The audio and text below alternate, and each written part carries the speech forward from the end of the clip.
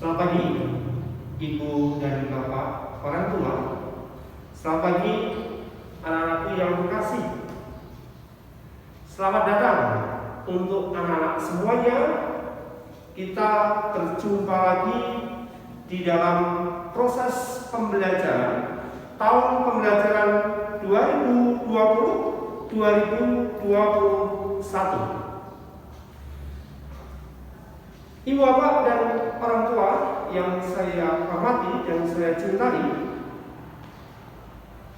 sering terjadi kita lakukan untuk sosialisasi program tahun pembelajaran. Nah, hari ini kita akan bersama-sama mendengarkan program pembelajaran tahun 2020-2021 bersama sekolah. Program tersebut antara lain yang menyangkut dengan program kurikulum. Yang kedua adalah program kesiswaan, tata tertib sekolah, program ulangan, KKN. Lalu ada jadwal tentatif atau kalender pendidikan kelas. Juga akan disampaikan terkait dengan bagaimana proses pembelajaran tahun 2020-2021 terutama pada semester yang pertama ini. Ibu dan Bapak, dengan peristiwa dan kejadian COVID-19 atau COVID-19 yang sudah terjadi mulai bulan Maret sampai hari ini, membuat segala sesuatu menjadi berubah, membuat segala sesuatu menjadi berbeda. Bahkan di dalam pendampingan terhadap putra-putrinya pun juga akan menjadi sangat berbeda.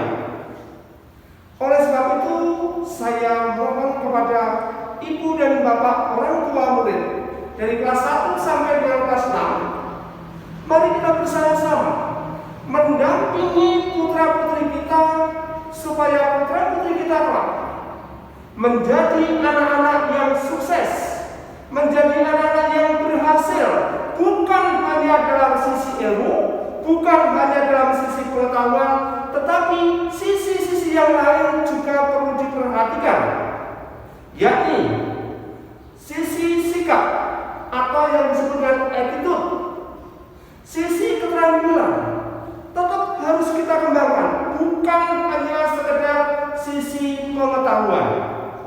Untuk itu, mohon bantuan kepada ibu dan bapak orang tua, mari kita bersama-sama menjalin komunikasi dan bekerja sama yang baik untuk mewujudkan proses pendidikan dan proses pembelajaran ini dengan baik. Ibu dan bapak orang tua yang saya cintai dan saya banggakan, proses pembelajaran untuk tahun 2020-2021 ini jelas akan menjadi berbeda dengan tahun pembelajaran sebelumnya. Mengingat kondisi dan situasi yang sekarang terjadi, COVID-19 mengubah segala sesuatunya. Maka selama COVID-19 ini atau selama pandemi ini, proses pembelajaran akan dilakukan secara daring dan juga secara luring. Oleh sebab itu, sekali lagi kepada ibu dan bapak, pendampingan orang tua sangat kami mohon. Pendampingan orang tua sangat kami harapkan supaya tujuan pembelajaran ini betul-betul bisa tercapai. Jadi tujuan pembelajaran betul-betul bisa tercapai. Maka dari itu, mari ibu dan bapak kita menjalin komunikasi yang baik, kita bekerja sama yang baik supaya tujuan pembelajaran ini bisa tercapai untuk bekal masa depan putra-putri kita. Bagi orang tua atau bagi anak-anak yang perangkatnya terbatas, tidak usah khawatir. Sekolah akan memfasilitasi dengan cara pembelajaran luar jaringan atau luring. Atau ibu guru, bapak gurunya akan menyediakan video pembelajaran yang nanti akan di-share kepada grup kelas masing-masing. Sehingga kapanpun ibu dan bapak serta anak-anak masih bisa untuk membukanya, kapanpun masih bisa dibuka. Jadi ibu dan bapak tidak usah khawatir dengan proses pembelajaran hari ini, ya. Mari, yang penting kita bersama-sama membangun sekolah ini, membangun putra-putri kita.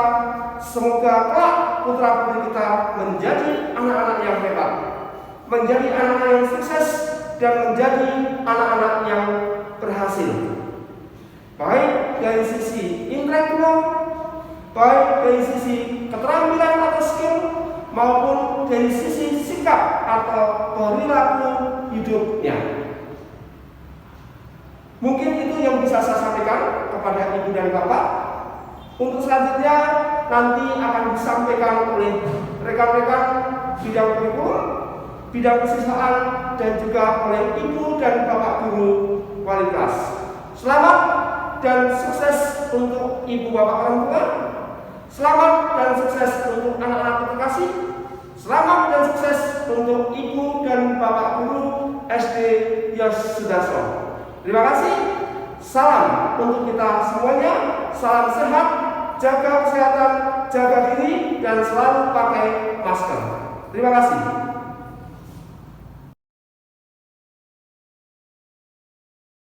Selamat salam sejahtera untuk Bapak Ibu. Hari ini saya akan mempresentasikan tugas saya sebagai kesuaan di SD Yos Sudarso.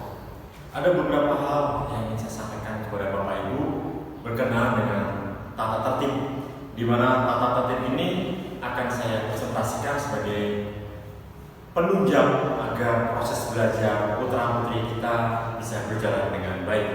Langsung saja untuk presentasi saya. Ini Bapak Ibu tentang kehadiran siswa. Ya, anak-anak sudah harus ada di sekolah. Itu kalau seandainya dalam situasi di mana kita sekarang dalam masa pandemi, tentu berbeda dengan yang sekarang. Tapi kalau peraturan kita di sekolah, maka pukul 6:55 itu bel sudah masuk. Tentu anak-anak sudah harus tiba di sekolah pukul 6:30, ya, karena jam 7 anak-anak harus segera untuk mengikuti proses dari mulai doa, Indonesia Raya, literasi, dan juga melanjutkan dengan tatap belajar dengan Bapak Ibu guru. Untuk pulangnya di masa-masa biasa, tentu jadwal pulang anak-anak seperti ini Bapak Ibu, ya. Dari Senin, Selasa, Rabu, Kamis, dan nanti hari Jumat itu berbeda. Dari Senin sampai Kamis ini dulu yang saya presentasikan. Kelas 1 jam 12.05, ya rata-rata jam 12 gitu. Yang kelas besar biasanya nggak lebih karena memang mata pelajarannya jauh lebih banyak daripada adik-adik kelasnya, ya. Sedangkan untuk hari Jumat ini yang berbeda Bapak Ibu. Ini dia. Karena ada kegiatan pramuka, maka pulangnya pukul 11.05. Lalu dilanjutkan dengan kegiatan pramuka yang kelas 3, 4 adalah siaga, 5 dan 6 masuk ke dalam kelompok penggalang. Pulang pukul 12.30. Untuk Bapak Ibu pengantar hanya boleh menjemput putra-putrinya di pintu gerbang sekolah. Ya, lalu siswa yang datang terlambat wajib untuk menghadapi guru piket, bukan untuk sebagai hukuman tapi sebagai bentuk disiplin dari anak-anak kita supaya mereka tidak lagi mengulangi keterlambatan-keterlambatannya. Lalu siswa yang terlambat maka tentu kami akan memberikan semacam sanksi, tapi sanksi ini lebih kepada mendidik anak-anak. Misalnya adalah siswa akan diberi sanksi menyampaikan mengapa mereka terlambat di depan teman-temannya, bukan untuk mempermalukan, tapi juga di situ mengajak anak-anak untuk bertanggung jawab dengan tugas sebagai seorang pelajar. Lalu siswa yang absen atau sakit wajib Bapak Ibu untuk menyampaikannya kepada Bapak Ibu wali kelasnya supaya dapat diketahui mengapa pada hari itu putra putri kita tidak bisa hadir di sekolah. Setiap hari anak-anak harus berseragam seperti yang disepakati nanti dalam jadwal ini.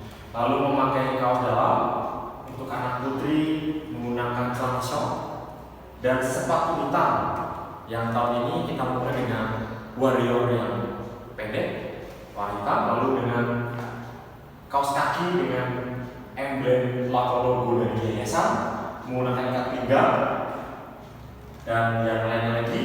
Selama pelajaran berlangsung, anak-anak tidak boleh meninggalkan kelas atau sekolah tanpa seizin dari guru atau guru piket. Siswa diharapkan Bapak Ibu untuk diantar dan dijemput sesuai dengan kesepakatan waktu yang sudah kita sampaikan, agar anak-anak juga tidak berlama-lama di sekolah ketika pulangnya. Maka berharap bagi Bapak Ibu yang menjemput putra putrinya melihat jamnya sehingga anak-anak dapat langsung pulang. Dan selama kegiatan belajar mengajar, Bapak Ibu tidak diperkenankan untuk ada di area sekolah. Untuk apa? Untuk melatih kedisiplinan dan mandiri dari putra putri kita sendiri. Ya. Lalu mengenai tugas dan kewajiban dari putra putri kita, tadi tata tertib secara umum ini ya, khusus soal tugasnya sudah disampaikan tadi. Siswa wajib datang pukul 6.55.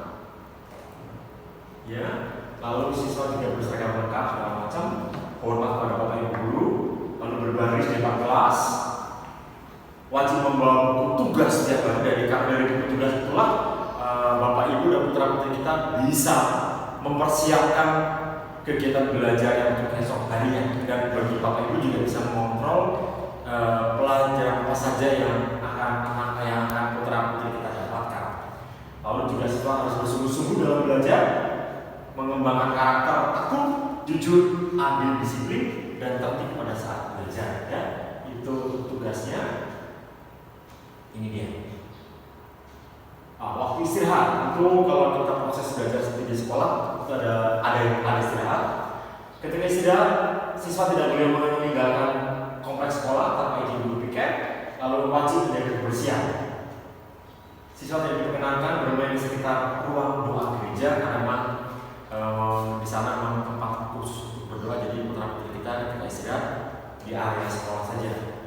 Usai sekolah, sama yang sudah saya sampaikan tadi, Bapak Ibu harus sudah melihat jamnya supaya supaya putra putri kita tidak menunggu lama di area sekolah. Nah, ini Bapak Ibu untuk seragam, ini sangat penting Bapak Ibu. Untuk seragam, siswa wajib mengenakan seragam yang telah ditentukan. Hari Senin itu mereka anak-anak pakai putih merah, lalu Selasa anak-anak memakai baju batik yayasan, lalu hari Rabu kaos outing, lalu hari Kamis mereka nyunda, Jumat dalam baju pramuka. Ya, itu untuk kalau situasi di mana nanti kalau anak-anak ada di sekolah. Itu soal rambut dan yang lainnya itu Bapak Ibu paham ya, bahwa yang berkenaan dengan anak-anak kita supaya menunjang belajarnya boleh kita kenakan, tapi yang memang tidak menunjang belajar tidak usah kita berikan ketika anak-anak dalam suasana belajar. Yang tidak diperkenankan tentu seperti yang saya sampaikan tadi, tidak membawa benda-benda yang tidak ada hubungan dengan pelajaran atau mengotori atau merusak fasilitas sekolah. Kita Bapak Ibu untuk teguran dan sanksi tidak menjadi poin penting, karena kalau kita sudah bisa melakukan apa yang sudah disampaikan di atas, itu tidak perlu sanksi dan segala macam, tidak perlu kita berikan. Nah, ini cukup penting. Siswa wajib menjaga nama baik sekolah di dalam ataupun di luar sekolah. Kalau Bapak Ibu perhatikan seragam putri kita ada logo, ada alamat sekolah, maka kita anak-anak juga diajak membawa diri mereka sebagai anggota keluarga juga anggota sekolah.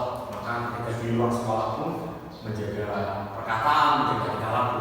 Lalu tamu yang bertemu dengan siapa, dengan pihak sekolah, harap lapor kepada satpam sekolah. Lalu uang sekolah dibayar paling lambat tanggal 10 setiap bulannya, dan ekstrakurikuler dilaksanakan di luar jam pelajaran. Nanti ada jam sendiri. Apabila ada hal yang dirasa kurang jelas, Bapak Ibu bisa langsung menghubungi pihak sekolah supaya mendapat informasi yang jelas.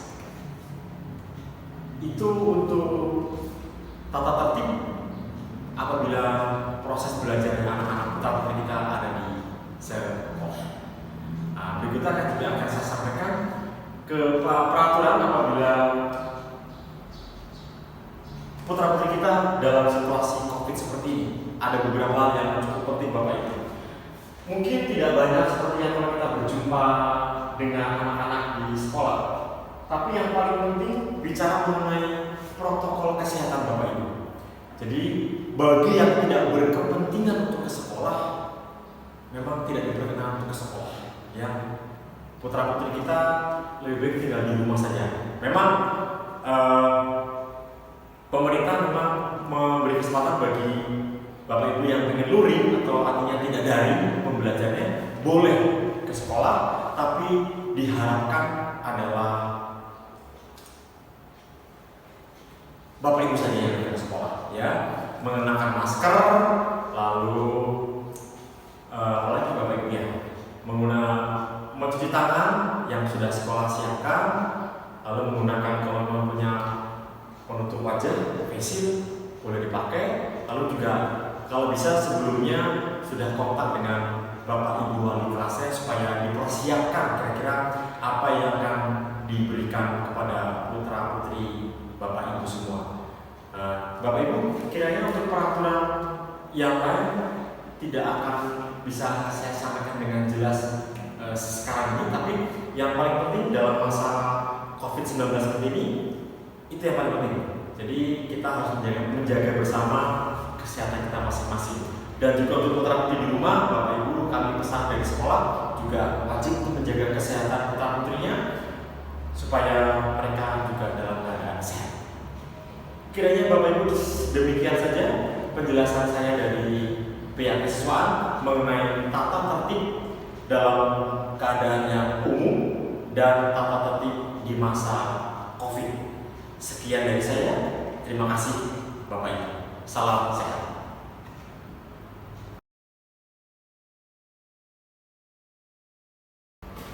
Selamat pagi, salam pramuka. Saya Antonius Trianto, wali kelas 4A, yang ditemani dengan Ibu Maya sebagai wali kelas 4. Selamat pagi, selamat berjumpa dengan kami sebagai wali kelas 4 yang akan menjalankan tugas kami di tahun 2020-2021. Nah, untuk kelas 4A dan 4B kita punya program pengetahuan ajaran ini. Kita akan melihat apa saja yang akan kita lakukan di kelas 4 tahun ini.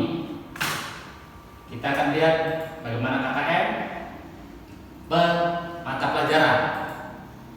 Terus untuk tahun ajaran ini KKM di kelas 4 untuk seluruh mata pelajaran KKM-nya adalah 75. Jadi KKM 75. Ini sudah merupakan tahun kedua bahwa di sekolah Yosudarso untuk KKM 75. Dan ini harus tercapai. Jadi memang pembelajaran harus serius. Apalagi sudah mulai kelas 4, tanggung jawab sudah mulai dituntut lebih dari anak-anaknya. Lalu mengingatkan tata tertib. Tata tertib ini sudah di-share di WA grup kelas 4. Jadi ini hanya mengingatkan lagi bagaimana proses pembelajaran kita yang sekarang kita lakukan adalah pembelajaran dari rumah. Jadi apa yang sudah harus disiapkan sebagai peserta didik dan apa yang harus kami siapkan kita komunikasikan dengan lebih baik. Di sini ada catatan, ada 9 poin. Jadi nanti akan di-share, akan dibaca lagi oleh peserta didik dan orang tua untuk membantu mengingatkan anaknya agar lebih baik, untuk lebih paham tentang tugas dan tanggung jawabnya dalam melaksanakan PDR. Lalu tentang jadwal pelajaran, kita belajar memang tidak seperti kalau kita bertatap muka, tetapi kita belajar menggunakan jadwal PDR. Dalam satu harinya rata-rata hanya 4 jam pelajaran.